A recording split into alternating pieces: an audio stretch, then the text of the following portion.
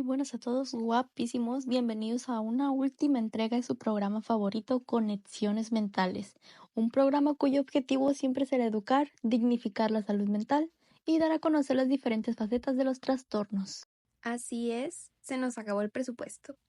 Pero esperamos que nuestro programa les haya sido de ayuda para identificar los puntos clave de cada trastorno y hacer más fácil su diferenciación. ¿Qué tal si, por última vez, nos acompañan a aprender y reflexionar juntos? Corre la anuncio. Así que, longanizo, ¿qué tema traemos para esta última entrega? Fíjate, Virutilla, que en esta edición especial traemos diferentes reportajes de parte de periodistas muy talentosos que nos detallarán los fenómenos clínicos asociados al consumo de diferentes clases de sustancias, además abordando sobre la dependencia y el abuso de estas. Muy bien, y sin más interrupciones, adelante con las notas. Hola, ¿qué tal? Los saludo desde muy lejano. El día de hoy les voy a platicar sobre un tema demasiado relevante, sobre todo para ustedes. Así es, justo lo que ustedes pensaron, la mota. Disculpen, sobre el cannabis. Pero veamos, ¿qué es el cannabis? El cannabis es la droga ilegal cuyo consumo está más extendido en el mundo. Cannabis sativa es la planta de la que se extrae el cannabis. Todas las partes de la planta contienen cannabidiones psicoactivos, donde el 9-tetrahidrocannabinol es el principal componente euforizante activo, que los va a poner exactamente así. Como podemos ver, la edad promedio de mayor consumo es en personas de 18 a 21 años, aunque se puede presentar en todas las edades con una tasa de abuso-dependencia del 5%. Pero ahora veamos, ¿cómo podemos diagnosticar los trastornos relacionados al consumo del cannabis? Ella está en el universo y amanecí para disfrutar. Y es que el sol me pone bien, me gusta que me pegue el viento, serotonina libre natural, fíjate, me encanta respirar. No hay mejor desayuno que una hierba de la buena. Otro churrito, nomás para no andar con la panza seca. Uno más, nomás para agarrar avión. Ya el último, nomás para completar. 2000 años más tarde. El consumo diario por semanas o meses conduce a una dependencia. El cannabis fumado tiene efectos eufóricos en minutos y estos pueden durar de 2 a 4 horas. Podemos encontrar síntomas como euforia, ansiedad, suspicacia, risa inadecuada, distorsión del tiempo, retraimiento social y alteración del juicio. Por otro lado, signos como inyección conjuntival, aumento del apetito, sequedad de boca y taquicardia. Según la dosis consumida, se puede inducir despersonalización y rara vez causar alucinaciones, delirios de persecución leves, delirium leve con síntomas de angustia o bien psicosis prolongadas por más de 6 semanas. Sin embargo, los resultados del análisis urinario será positivo hasta 4 semanas después de la intoxicación. El delirium por intoxicación con cannabis se manifiesta con un deterioro cognitivo y del rendimiento. La abstinencia por cannabis se presenta entre la primera y la segunda semana después de su interrupción. Hay irritabilidad, nerviosismo, ansiedad, insomnio, sueños vívidos y angustiosos, disminución del apetito y pérdida de peso. En el trastorno psicótico inducido por cannabis es frecuente una ideación paranoide transitoria. En el trastorno de ansiedad inducido por cannabis se inducen estados efímeros de ansiedad provocados por pensamientos paranoides. En el trastorno relacionado con cannabis no específico encontramos primero los flashbacks, que son sensaciones relacionadas con la intoxicación tras la desaparición de los efectos a corto plazo de la sustancia. En segundo lugar, el deterioro cognitivo, el cual es un deterioro de las funciones cognitivas mayores como la memoria, la atención, la organización e integración de información compleja. Y por último, el síndrome amotivacional, que son pacientes apáticos, anérgicos, que aumentan de peso y se vuelven perezosos. ¡Wow! Como podemos ver, son muchas las alteraciones por el cannabis. Sin embargo, también tiene fines terapéuticos, ya que por los principios activos del 9-tetrahidrocannabinol, combate náuseas secundarias a la quimioterapia del cáncer, estimula el apetito de pacientes con SIDA y trata el glaucoma. Para finalizar, en la intoxicación por cannabis no se precisa tratamiento, solo el uso de ansiolíticos para tratar la ansiedad y de antipsicóticos para tratar alucinaciones y delirios.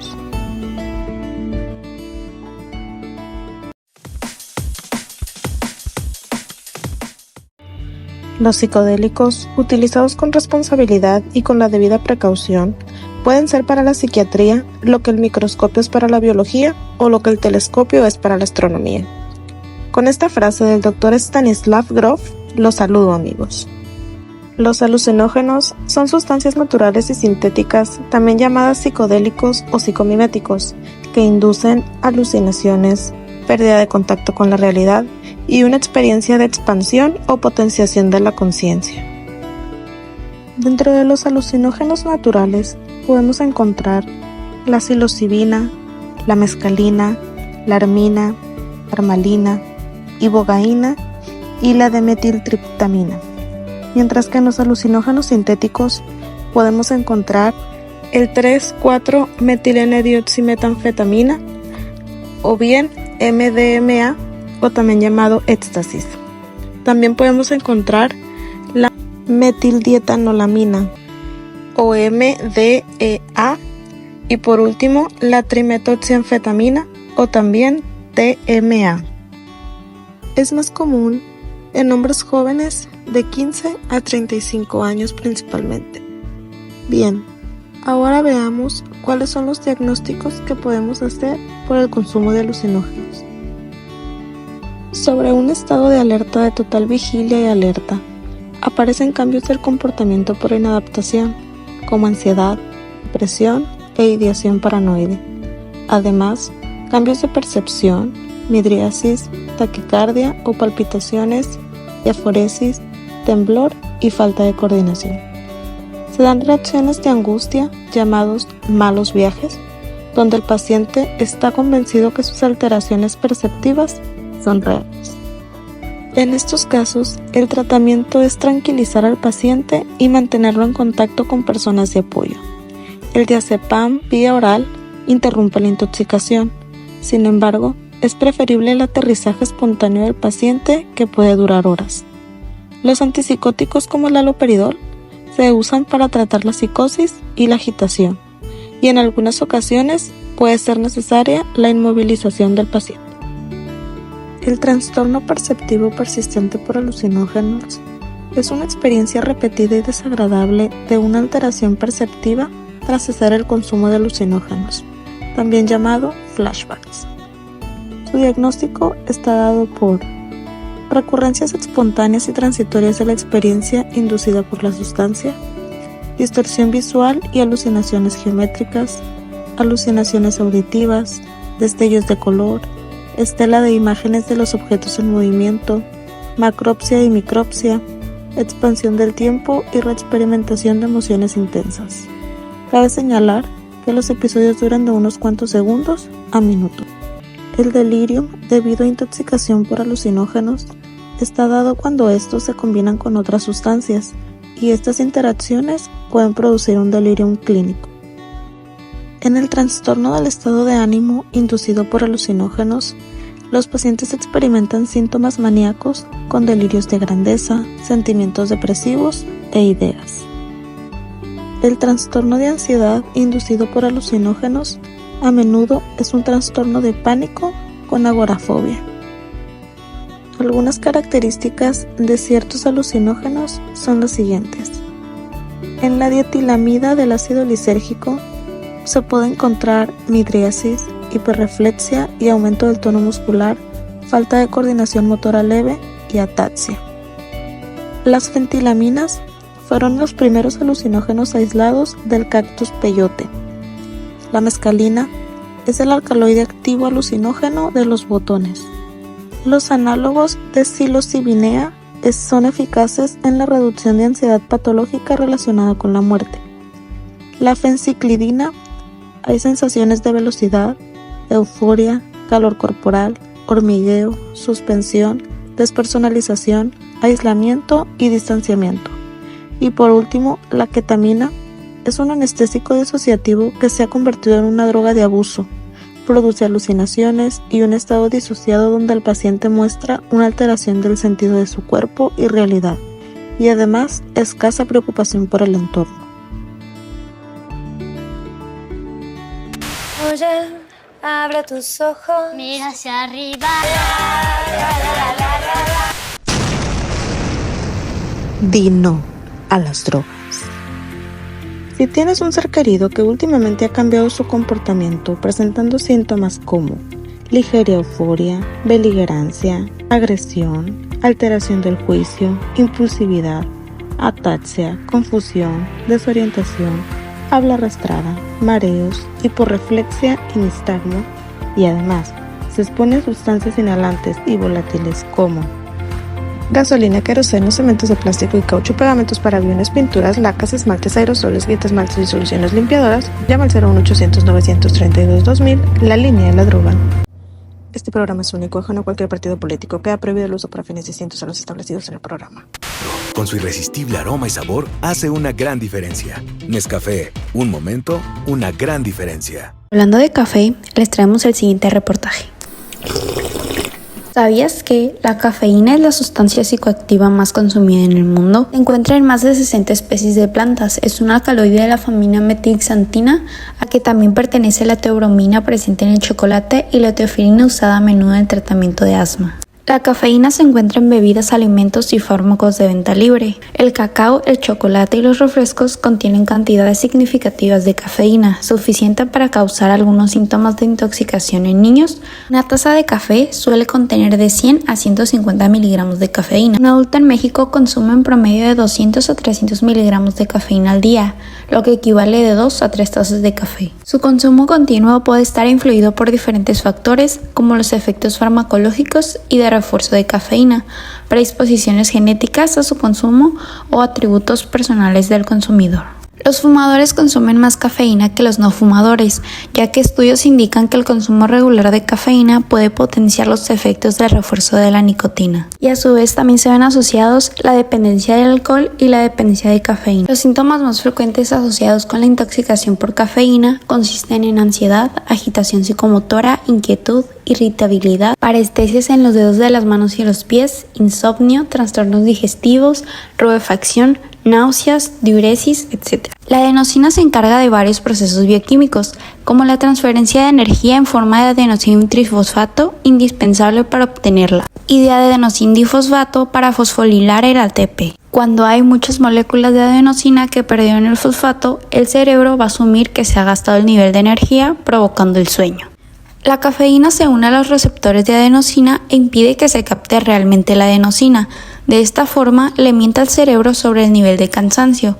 Por lo tanto, el café no da energía.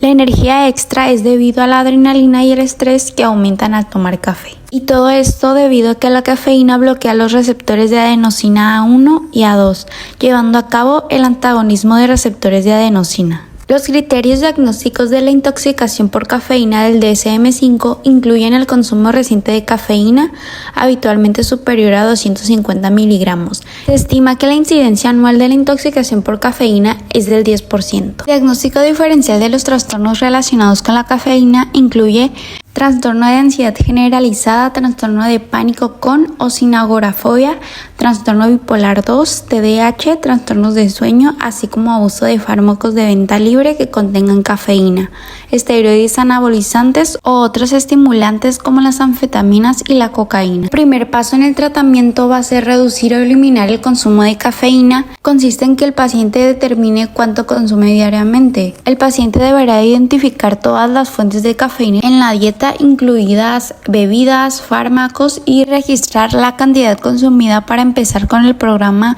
de disminución del consumo de cafeína, que podría consistir en reducciones del 10% progresivamente cada varios días. Pueden administrar analgésicos para controlar la cefalea y mialgia que pueden acompañar la abstinencia de la cafeína. Raramente se utilizan las benzodiazepinas y se utilizan para el alivio de síntomas de abstinencia a dosis bajas y en periodos breves de 7 a 10 días.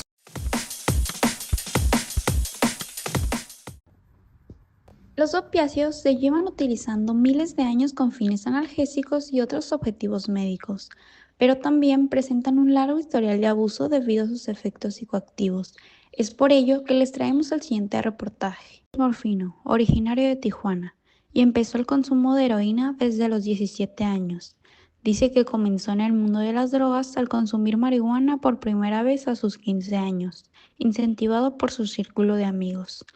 Él dice que lo utilizaba para relajarse, ya que nos comenta que desde hace 2 años murieron sus padres y actualmente se encuentra en un centro de rehabilitación. Pero ahora sí, les hablaré más a profundidad de qué son los opiáceos. Los opiáceos son miembros de la familia de receptores acoplados a la proteína G.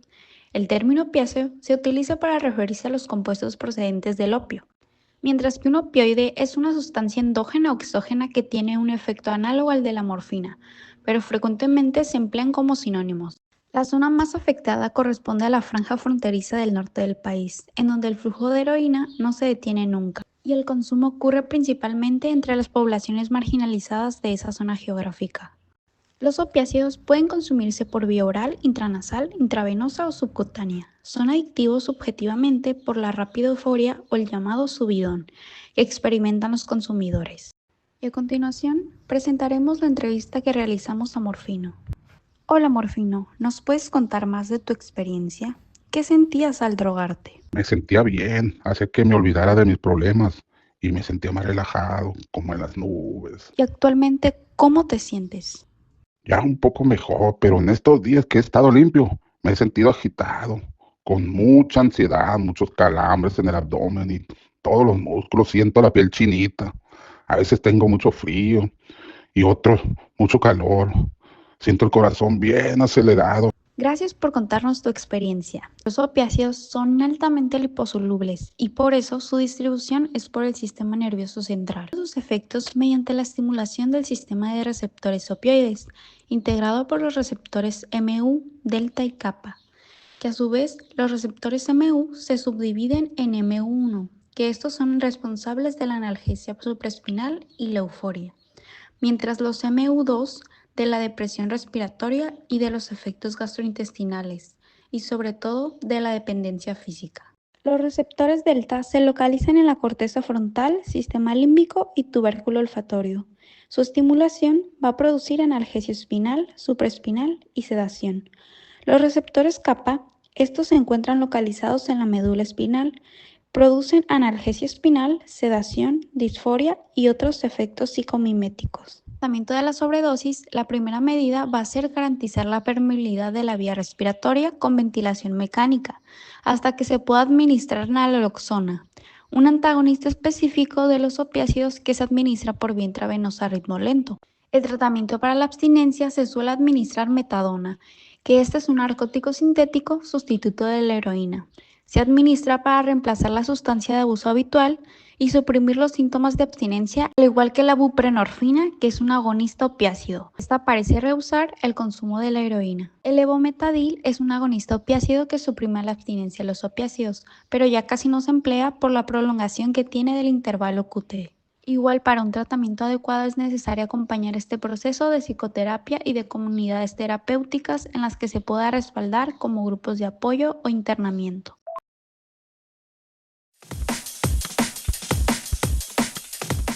Como dijo Gabriel García Márquez, lo único peor que la mala salud es la mala fama.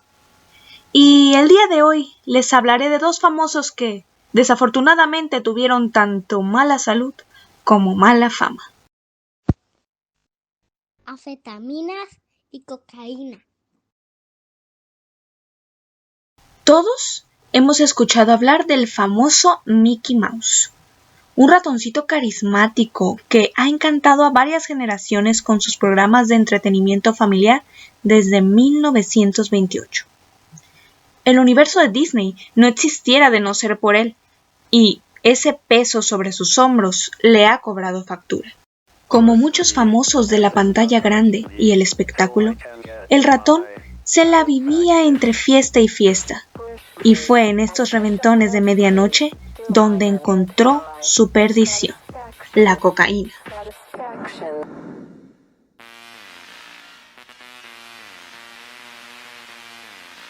Cocaína. Ese alcaloide derivado del arbusto Erythrocylon coca, que originalmente fue utilizado como anestésico local y que fue ingrediente activo de la Coca-Cola hasta 1903. Sus métodos de consumo son variados, ya que los traficantes la rebajan o, coloquialmente hablando, cortan el polvo con azúcar y procaína. Su método de consumo más frecuente es la inhalación del polvo finamente triturado, pero también se puede administrar vía subcutánea, intravenosa o fumarse, como es en el caso del crack. La tasa de abuso de la cocaína alcanza el 2% y es más común en personas entre los 18 y 25 años, en una proporción de 2:1 entre hombres y mujeres. El ambiente en el que Mickey se desenvolvía lo incitaba a probar nuevas experiencias, vivencias que perjudicaban su integridad y que reforzaban la conducta de consumo. Después de un tiempo, para el señor Mouse, fue muy difícil ocultar los síntomas y signos de su adicción. Cada vez hubo menos interacción de su parte con los niños, ya que presentaba constantes epistaxis que asustaban a los infantes. En la fase de intoxicación, Mickey presentaba inquietud, ansiedad, agitación, ideación paranoide, acentuación del deseo sexual y signos somáticos como taquicardia, hipertensión, midriasis, escalofríos e insomnio. También delirio y alucinaciones táctiles y olfativas.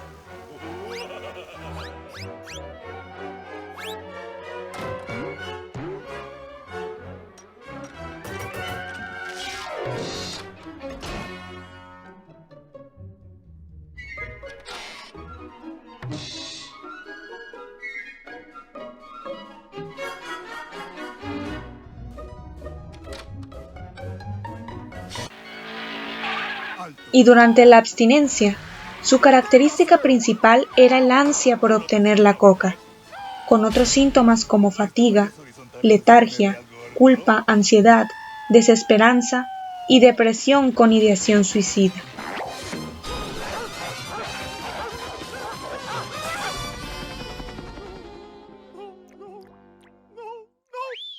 La acción farmacodinámica de la cocaína es el bloqueo competitivo de la recaptación de dopamina por el transportador de dopamina. Los receptores D1 y D2 van a aumentar su activación y la cocaína también va a bloquear la recaptación de noradrenalina y serotonina. Los demás miembros del elenco del show de La Casa de Mickey Mouse, en especial su amada esposa Minnie Mouse, hicieron todo por ayudar en su rehabilitación.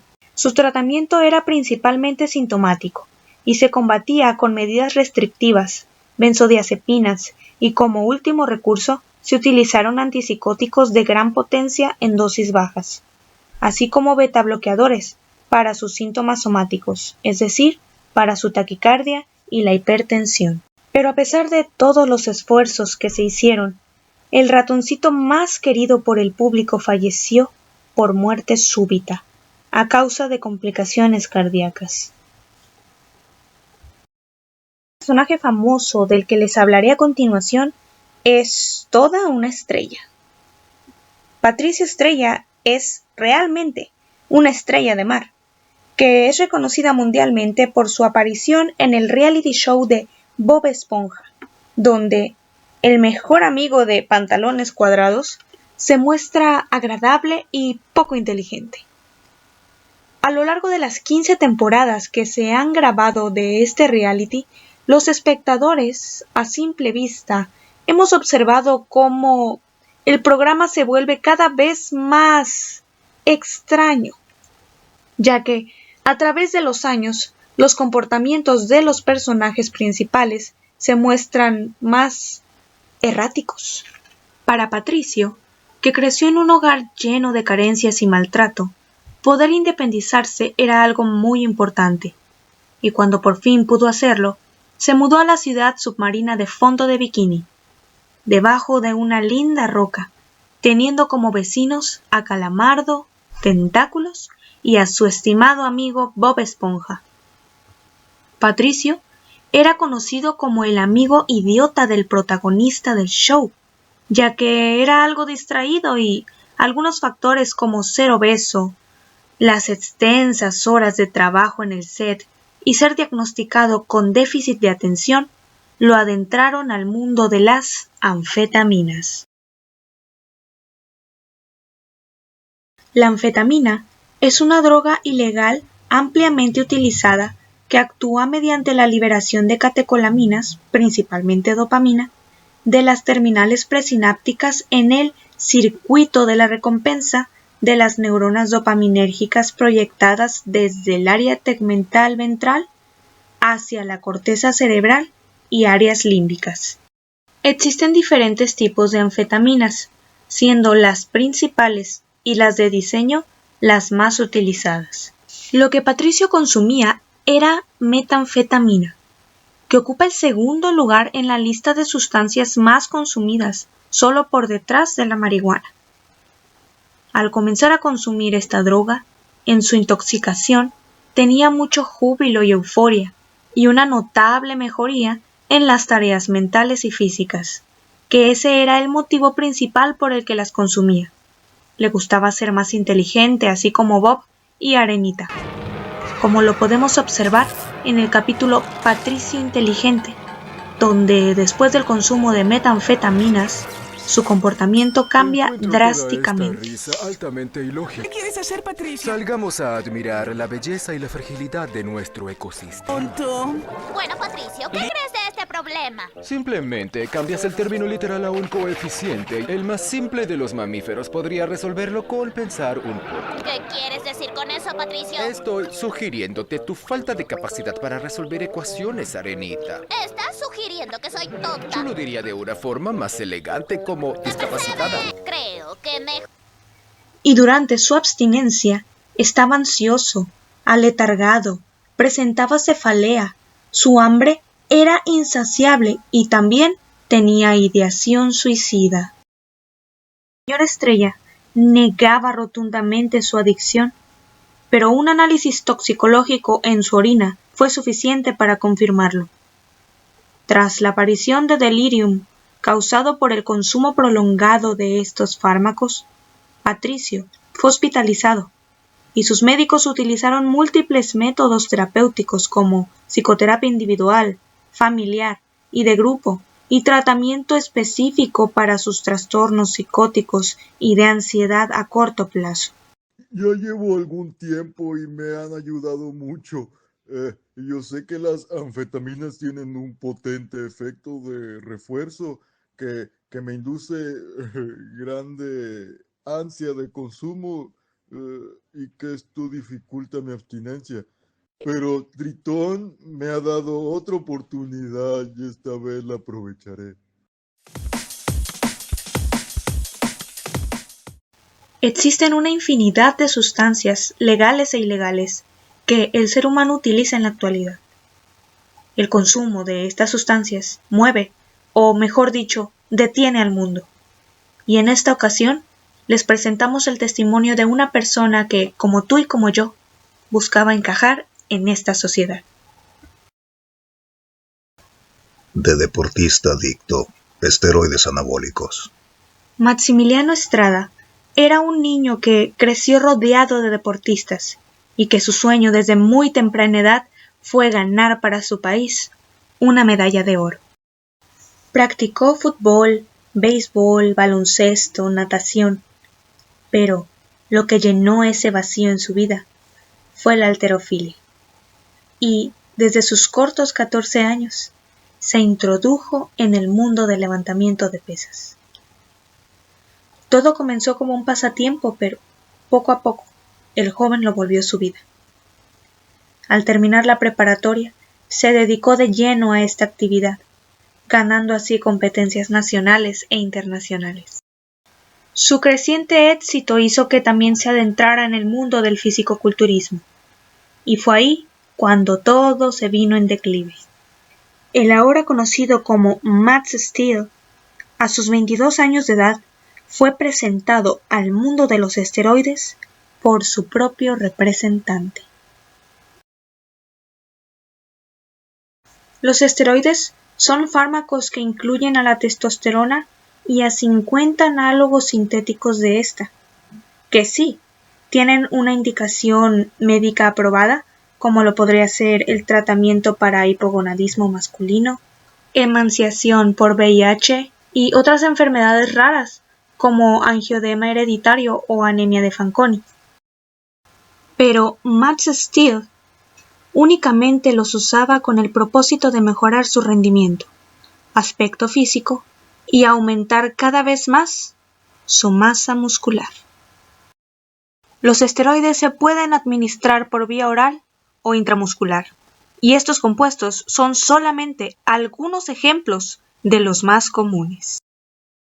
Maximiliano era un blanco fácil, un varón en su adolescencia a inicio de la vida adulta, introducido de lleno en el mundo de la halterofilia y el fisicoculturismo.